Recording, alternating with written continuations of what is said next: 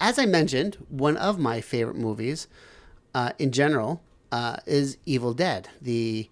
I'll call it just the Evil Dead franchise because that encompasses the original 3 movies. There's multiple games that came out on the PlayStation and other platforms, I believe, and the TV show, and then the 2 Evil Dead movies that are much more recent. I want to say, a part of me wants to say I saw Army of Darkness first, if I recall correctly. So as a kid, I'm sure now, which came out in 1992. So I was at least, depending on where it fell, 10, 11 years old when I saw it. I loved it so much more for the Three Stooges slapstick kind of comedy. I liked it more for the Ray Harryhausen stop-go animation aspect. I felt caught up because that little intro at the very beginning, which recapped Evil Dead 2 in about, 60 seconds or whatever it ended up being, kind of just was the perfect intro. Like, okay, I know what's going on. And we went into it. And then there was Bruce Campbell, who was just absolutely the worst hero in the best way possible in that film. So of everything, Army of Darkness probably, and again, we're just talking about stuff I enjoy here. We're not talking about what's a better movie, because I think it's very easy to say Evil Dead 2 is a much more superior movie based on what it is. But in my heart of hearts, I just love Army of Darkness. I can't help it as one of my first favorite movies. So it's much more of a dark humor movie than it is a horror movie. But in doing so, it just was different. And again, when 10, 11 years old, like pretty much every movie is pretty much different. It's easy to find something different at that end. But again, we're also talking before, we had basic cable at the time, if I remember correctly. And it was just something, a totally different experience. I think time traveling would have been different for me at that time. But in terms of the franchise as a whole, looking back on Evil Dead 2, knowing how they kind of changed the game in a way where it was just a young dude who was passionate about movie making with Sam Raimi. The fact that he kind of made this ideal horror movie, and then Stephen King got involved helping with the second movie is pretty impressive.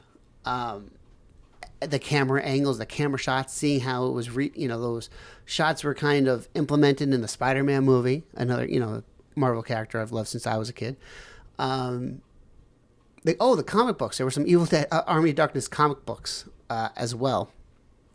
I forgot to mention those too. It's just something I've been able to enjoy more and more. And the thing is, it's funny because I don't think I realized how popular in a cult manner that the film was as I was getting older. I just fell in love with this franchise, and it was so cool to connect with people who later, after the fact, I realized were big fans of this franchise as well. I did get to meet Bruce Campbell at the Cherry Hill Horror Convention. I'm drawing a blank on the name. So I have his autograph on a movie poster.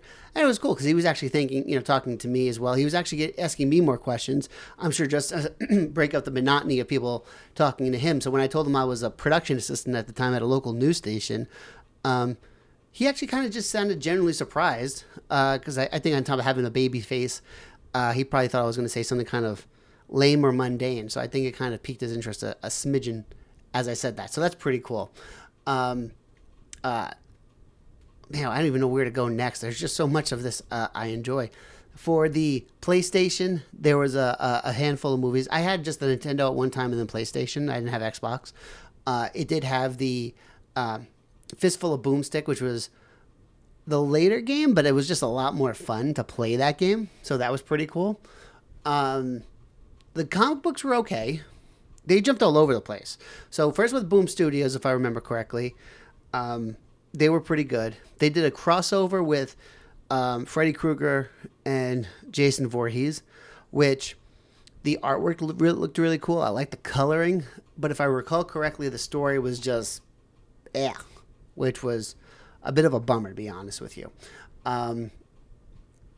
And I can't remember I mean, there were a lot of comic crossovers. It was becoming too much. The TV show was absolutely hysterical. You get more enjoyment watching all the movies, just seeing some of the build up, knowing some of the stuff that happened before you go into it. And it's a little bit of just turn your brain off and just enjoy it, because he's the most enjoyable worst hero out there. Bruce Campbell just did a fantastic job. And it's funny because you hear in interviews that drove him nuts, the fact that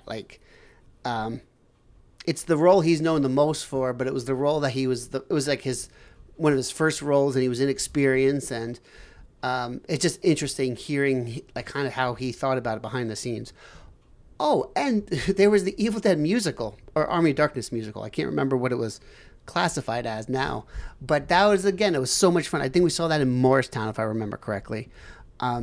There's just so much of this franchise. It's a little bit all over because like the rights changed a little bit between everybody involved, which is why I think Universal owns Army of Darkness. So in the TV show was it AMC?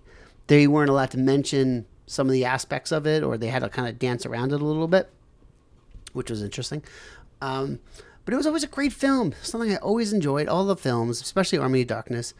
And Bruce Campbell, man, just killed it. Just so much fun for all of them. This is something I want to go more deep into one day eventually, but this is just definitely more of like me just kind of hitting all the little tidbits of notes, as it were.